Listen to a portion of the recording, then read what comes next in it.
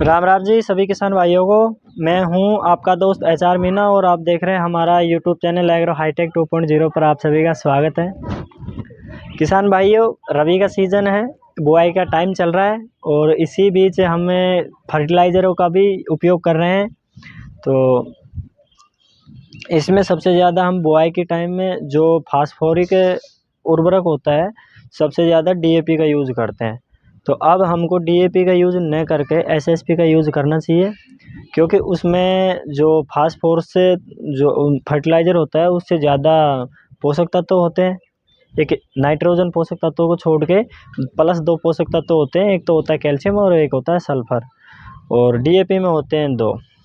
तो मैं विस्तार से बताऊंगा आपको।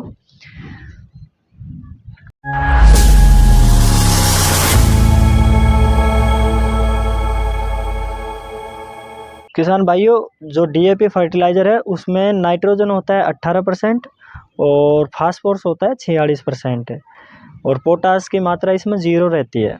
तो उसी जगह पे हम बात करेंगे SSP जो कि सिंगल सुपर फास्फेट है उसके बारे में। तो उसमें सिंगल सुपर फास्फेट में होता है जो 16% होता है फास्फोरस, 11-12% होता है जो सल्फर और 21% होता है कैल्शियम। तो अपना जो DAP है उसके कंपैरिजन में पोषक तत्व इसमें मतलब अधिक देखने को मिल रहे हैं। मात्रा भले ही कम हो इसकी, लेकिन पोषक तत्व सल्फर और कैल्शियम ज़्यादा देखने को मिल रहे हैं। तो अब हम जो इसका भी उपयोग हम बुआई के टाइम पे करते हैं। तो जाहिर सी बात है, जो तेल वाली फसल है उसमें तेल की मात्रा और दाने की चमक और परागण वगैरह इनको बढ़ाने के लिए जो फास्फोरस होता है तो परागण को बढ़ाने के लिए, लेकिन तेल की मात्रा और दाने की जो चमक है उसको बढ़ाने के लिए सल्फर बहुत अच्छा योगदान करता है। किसमें? तेल वाली फसलों में। और वहीं बात करें हम प्रोटीन जो वाली फसलें होती हैं, जैसे कि चना वगैरह है, दाल वाली फसलें, वो प्रोटीन वाली होती है, तो उनमें प्रोटीन की मात्रा को इम्प्रूव करता है सल्फर। तो किसान साथियों, जो कि हम बात कर रहे हैं DAP की, तो DAP को हमको अवॉइड करना चाहिए और SSP को हमको यहाँ ऐड करना चाहिए। इससे क्या है, हमारे खेत में भी सुधार होता है, कैल्शियम है तो मिट्टी में सुधार तो होना ही है। और हमारा जो DAP है, DAP की कॉस्ट काफ़ी महंगी होती है।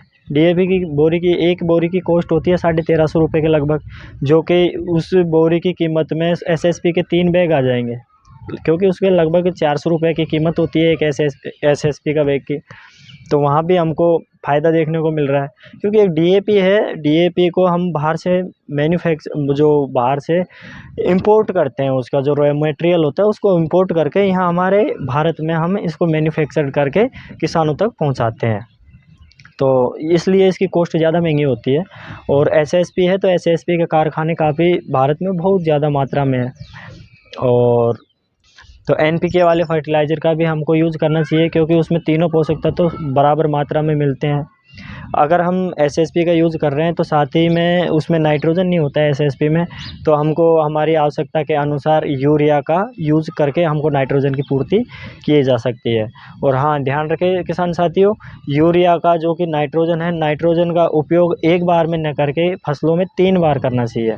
बुआई के टाइम करना चाहिए, बाकी बीच में जो क्रिटिकल हम पानी देते हैं और क्रिटिकल स्टेज होती है जो कि वानस्पतिक ग्रोथ है, उसी टाइम पे 2 बार दे देना चाहिए। पहले तो क्रिटिकल स्टेज के टाइम पर, बाद में फूल आने से पहले देना चाहिए। फूल आने के बाद अगर हम यूरिया को हम डालेंगे खेत में तो उसका कोई मतलब नहीं रह जाएगा, क्योंकि फूल आने से पहले हम देते हैं तो पौधा उसको अधिक से अधिक कंज्यूम करने की कोशिश कंज्यूम करेगा और अपना जो वेजिटेटिव ग्रोथ है उसको इम्प्रूव करेगा।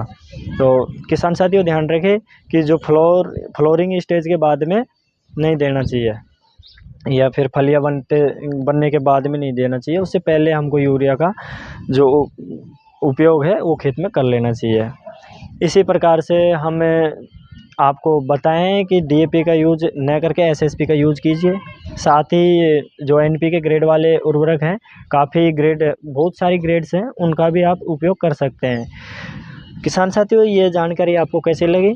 अगर आपको इन्फॉर्मेटिव जानकारी लगी हो और आपको ये वीडियो अच्छा लगा हो तो लाइक शेयर कमेंट ज़रूर कर दीजिएगा। थैंक यू, धन्यवाद।